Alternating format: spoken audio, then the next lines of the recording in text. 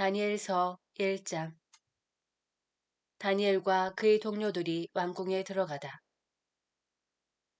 유다 임금 여호야킴의 통치 제3년에 바빌론 임금 느부갓네자르가 쳐들어와서 예루살렘을 포위하였다. 주님께서는 유다 임금 여호야킴과 하느님의 집 기물 가운데 일부를 그의 손에 넘기셨다. 느부갓네자르는 그들을 시나르 땅 자기 신의 집으로 끌고 갔다. 그리고 기물들은 자기 신의 보물창고에 넣었다. 그러고 나서 임금은 내시장 아스프나즈에게 분부하여 이스라엘 자손들 가운데에서 왕족과 귀족 몇 사람을 데려오게 하였다. 그들은 아무런 흠도 없이 잘생기고 온갖 지혜를 갖추고 지식을 쌓아 이해력을 지녔을 뿐더러 왕궁에서 임금을 모실 능력이 있으며 칼데아 문학과 언어를 배울 수 있는 젊은이들이었다. 임금은 그들이 날마다 먹을 궁중 음식과 술을 정해 주었다. 그렇게 세 해 동안 교육을 받은 뒤에 임금을 섬기게 하였다. 그들 가운데 유다의 자손으로는 다니엘, 하나냐, 미사엘, 아자리아가 있었다. 내시장은 그들에게 다른 이름을 지어주었다. 곧 다니엘은 벨트사차르, 하나냐는 사드락, 미사엘은 메삭, 아자리아는 아베느고라고 지어주었다. 다니엘은 궁중 음식과 술로 자신을 더럽히지 않겠다고 마음속으로 다짐하고 자기가 더럽혀지지 않게 해달라고 내시장에게 간청하였다. 하느님께서는 다니엘이 내시장에게 호의와 동정을 받도록 해주셨다. 내시장이 다니엘에게 말하였다. 나는 내 죽은 이신 임금님이 두렵다. 그분께서 너희가 먹을 것과 마실 것을 정하셨는데 너희 얼굴이 너희 또래의 젊은이들보다 못한 것을 보시게 되면 너희 때문에 임금님 앞에서 내 머리가 위태로워진다. 그래서 다니엘이 감독관에게 청하였다. 그는 내시장이 다니엘과 하나냐와 미사엘과 아자레아를 맡긴 사람이었다. 부디 이 종들을 열흘 동안만 시험해 보십시오. 저희에게 채소를 주어 먹게 하시고 또 물만 마시게 해주십시오. 그런 뒤에 궁중 음식을 먹는 젊은이들과 저희의 용모를 비교해 보시고 이 종도를 좋으실 대로 하십시오. 감독관은 그 말대로 열흘 동안 그들을 시험해 보았다. 열흘이 지나고 나서 보니 그들이 궁중 음식을 먹는 어느 젊은이보다 용모가 더 좋고 살도 더 올라 있었다. 그래서 감독관은 그들이 먹어야 하는 음식과 술을 치우고 줄곧 채소만 주었다. 이 네 젊은이에게 하느님께서는 예력을 주시고 다른 문학과 지혜에 능통하게 해주셨다. 다니엘은 모든 환시와 꿈도 꿰뚫어 볼 수 있게 되었다. 젊은이들을 데려오도록 임금이 정한 때가 되자 내시장은 그들을 느부갓네살 앞으로 데려갔다. 임금이 그들과 이야기를 하여 보니 그 모든 젊은이 가운데에서 다니엘, 하나냐, 미사엘, 아자리아만한 사람이 없었다. 그리하여 그들이 임금을 모시게 되었다. 그들에게 지혜나 예제에 관하여 어떠한 것을 물어보아도 그들이 온 나라의 어느 요술사나 주술사보다 10배나 더 낫다는 것을 임금은 알게 되었다. 다니엘은 키루스 임금 제1년까지 그곳에 머물렀다.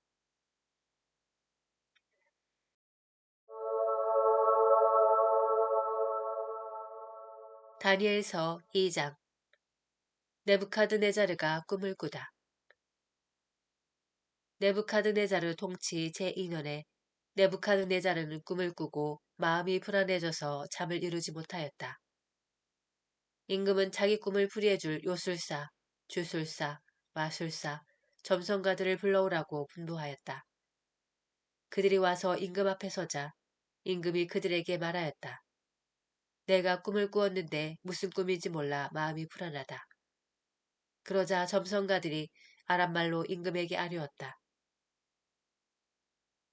임금님께서 만수무강하시기를 빕니다. 이 종들에게 꿈을 말씀하여 주시면 저희가 그 뜻을 밝혀드리겠습니다. 그러나 임금은 점성가들에게 이렇게 대답하였다. 나의 뜻은 확고하다. 너희가 내 꿈과 그 뜻을 나에게 설명해 주지 못하면 너희 사진은 찢겨나가고 너희 집들은 쓰레기 더미가 될 것이다. 그러나 너희가 꿈과 그 뜻을 밝혀주면 내가 선물과 상을 내리고 큰 명예를 누리게 해주겠다. 그러니 그 꿈과 그 뜻을 밝혀보아라. 점성가들이 다시 아뢰었다. 임금님께서 이 종들에게 꿈을 말씀해 주시면 그 뜻을 밝혀드리겠습니다. 그러자 임금이 대답하였다. 너희가 나의 뜻이 확고함을 보고서 시간을 벌려고 한다는 것을 이제 내가 분명히 알았다. 너희가 꿈을 설명해 주지 못하면 너희가 받을 판결은 하나밖에 없다. 너희는 사정이 바뀔 때까지 내 앞에서 거짓되고 그릇된 말을 하기로 모의하였다. 그 꿈을 나에게 말해보아라. 그래야 너희가 그 뜻을 밝힐 수 있는지 내가 알 수 있을 것이다. 점성가들이 임금에게 대답하였다. 임금님께서 요구하시는 대로 그것들을 밝힐 수 있는 이는 세상에 한 사람도 없습니다. 사실 아무리 위대하고 강력한 임금이라 할지라도 이와 같은 일을 어떠한 요술사나 주술사나 점성가에게 물은 적은 없습니다. 임금님께서 물으신 것은 너무 어려워 인간과 멀리 떨어져 사는 신들 말고는 그것을 임금님께 밝혀드릴 수 있는 이가 아무도 없습니다. 이 일 때문에 임금은 분노하고 격분하여 바빌론의 현인들을 모두 죽이라고 분부하였다. 그렇게 어명이 내려 이제 현인들은 처형을 당하게 되었다. 사람들은 다니엘과 그 동료들도 처형하려고 찾아 나섰다. 하느님께서 다니엘에게 꿈을 일러주시다. 그러자 다니엘은 바빌론의 현인들을 처형하려고 나온 임금의 친위대장 아르욕에게 현명하고 신중하게 말을 걸었다. 그가 임금의 무관 아르욕에게 이렇게 물었다. 임금님께서 내리신 어명이 어찌 이토록 가혹합니까? 그러자 아르욕이 다니엘에게 사정을 알려주었다. 그리하여 다니엘은 궁궐로 들어가서 꿈의 뜻을 밝혀줄 터이니 시간을 달라고 청하였다. 그런 다음에 다니엘은 집으로 가서 자기의 동료 하나냐와 미사엘과 아자레에게 사정을 알렸다. 또 자기와 동료들이 바빌론의 나머지 현인들과 함께 죽지 않도록 그 신비와 관련하여 하늘의 하느님께 자비를 청하자고 하였다. 그러자 다니엘에게 그 신비가 밤의 활시 중에 드러났다. 다니엘은 하늘의 하느님을 찬미하며 이렇게 말하였다. 지혜와 힘이 하느님의 것이니 하느님의 이름은 영원에서 영원까지 찬미받으소서. 그분은 시간과 절기를 바꾸시는 분, 임금들을 내치기도 하시고 임금들을 세우기도 하시며 현인들에게 지혜를 주시고 예지를 아는 이들에게 지식을 주시는 분이시다.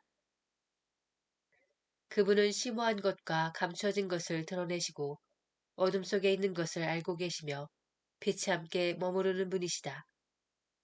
저희 조상들의 하느님, 제가 당신께 감사드리며 당신을 찬양합니다.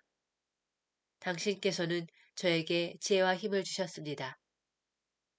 그리고 이제 저희가 당신께 정한 것을 저에게 알려주셨습니다. 임금이 원하는 것을 저희에게 알려주셨습니다. 다니엘이 꿈과 그 뜻을 밝히다. 그리하여 다니엘은 바빌론의 현인들을 죽이라고 임금이 임명한 아리옥을 찾아가서 이렇게 말하였다. 바빌론의 현인들을 죽이지 마십시오. 저를 임금님 앞으로 데려가 주십시오. 그러면 임금님께 꿈의 뜻을 밝혀드리겠습니다. 그러자 아리옥은 다니엘을 임금 앞으로 급히 데리고 가서 이렇게 아뢰었다. 유다에서 온 유배자들 가운데에서 임금님께 꿈의 뜻을 알려드릴 수 있는 사람을 찾았습니다. 임금이 벨트사차르라는 이름을 가진 다니엘에게 내가 본 꿈과 그 뜻을 내가 나에게 알려줄 수 있다는 말이냐 하고 묻자 다니엘이 임금에게 대답하였다. 임금님께서 물으신 신비는 어떠한 현인도 주술사도 요술사도 점술사도 임금님께 밝혀드릴 수 없는 것입니다. 그러나 하늘에는 신비를 드러내시는 하느님께서 계십니다. 그분께서 뒷날 무슨 일이 일어날지 네부카드네자르 임금님께 알려주셨습니다. 임금님께서 침상에 누워 계실 때 머릿속에 나타난 꿈과 환시는 이렇습니다. 임금님, 임금님께서 침상에 드시자 앞으로 무슨 일이 일어날지 여러 생각이 오갔습니다. 그때 신비를 드러내시는 분께서 앞으로 일어날 일을 임금님께 알려주신 것입니다. 저에게 이 신비가 드러난 것은 제가 다른 모든 사람보다 더 큰 지혜를 가졌기 때문이 아닙니다. 임금님께 꿈의 뜻을 알려드려서 임금님께서 마음에 떠오르는 생각들을 아시게 하려는 것입니다. 임금님, 임금님께서는 무엇인가를 보고 계셨습니다. 그것은 큰 상이었습니다. 그 거대하고 더없이 번쩍이는 상이 임금님 앞에 서 있었는데 그 모습이 무시무시하였습니다. 그 상의 머리는 순금이고 가슴과 팔은 은이고 배와 넓적다리는 청동이며 아랫다리는 쇠이고 발은 일부는 쇠로 일부는 진흙으로 되어 있었습니다. 임금님께서 그것을 보고 계실 때 아무도 손을 대지 않았는데 돌 하나가 떨어져 나와 쇠와 진흙으로 된 그 상의 발을 쳐서 부숴버렸습니다. 그러자 쇠, 진흙, 청동, 은금이 다 부서져서 여름 타작마당의 곁처럼 되어 바람에 날려가 버리니 그 흔적조차 찾아볼 수 없게 되었습니다. 그런데 그 상을 친 돌은 거대한 산이 되어 온 세상을 채웠습니다. 이것이 그 꿈입니다. 이제 그 뜻을 저희가 임금님께 아뢰겠습니다. 임금님, 임금님께서는 임금들의 임금이십니다. 하늘의 하느님께서 임금님께 나라와 권능과 권세와 영화를 주셨습니다. 또 사람과 들의 짐승과 하늘의 새를 그들이 어디에서 살든 다 임금님 손에 넘기시어 그들을 모두 다스리게 하셨습니다. 임금님께서 바로 그 금으로 된 머리이십니다. 임금님 다음에는 임금님보다 못한 다른 나라가 일어나겠습니다. 그 다음에는 청동으로 된 셋째 나라가 온 세상을 다스리게 됩니다. 그러고 나서 쇠처럼 강건한 넷째 나라가 생겨날 것입니다. 쇠가 모든 것을 부수고 깨뜨리듯이 그렇게 으깨버리는 쇠처럼 그 나라는 앞에 모든 나라를 부수고 깨뜨릴 것입니다. 그런데 일부는 옹기장의 진흙으로 일부는 쇠로 된 발과 발가락들을 임금님께서 보셨듯이 그것은 둘로 갈라진 나라가 될 것입니다. 그러나 쇠와 옹기 진흙이 섞여 있는 것을 보셨듯이 쇠의 강한 면은 남아있겠습니다. 그 발가락들이 일부는 쇠로 일부는 진흙으로 된 것처럼 그 나라도 한쪽은 강하고 다른 쪽은 깨지기가 쉬울 것입니다.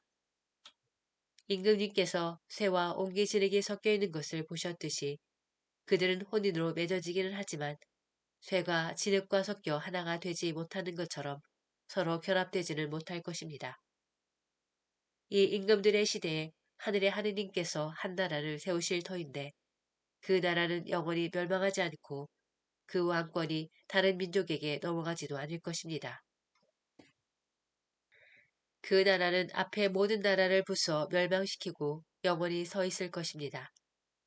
이는 아무도 돌을 떠내지 않았는데 돌 하나가 산에서 떨어져 나와 쇠와 청동과 진흙과 은과 금을 부수는 것을 임금님께서 보신 것과 같습니다.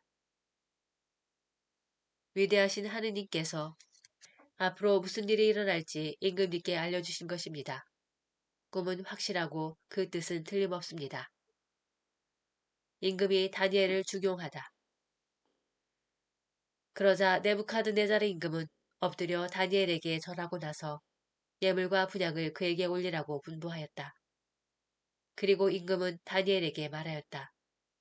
참으로 그대들의 하느님이야말로 신들의 신이시고 임금들의 주군이시며 신비를 드러내시는 분이시다.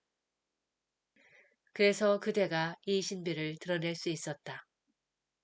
그러고 나서 임금은 다니엘의 지위를 높이고 큰 선물을 많이 주었으며 그를 바벨론 지방 전체를 다스리는 통치자이며 바빌론의 모든 현인을 거느리는 총감독관으로 삼았다.